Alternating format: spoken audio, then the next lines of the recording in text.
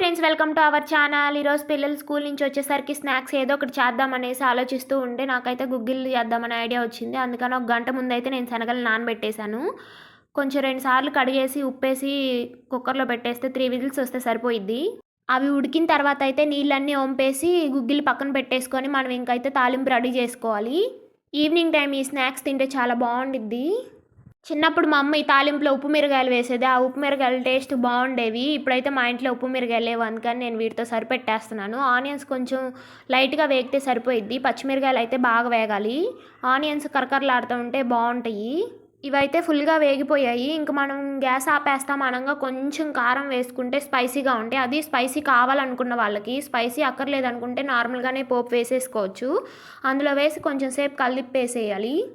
అంతే అండి, చాలా ఈజీగా చేసేసుకోవచ్చు. పిల్లలకి స్నాక్స్ కూడా చాలా ఇష్టంగా తింటారు. మీరు కూడా ట్రై చేయండి ఫ్రెండ్స్. బాయ్.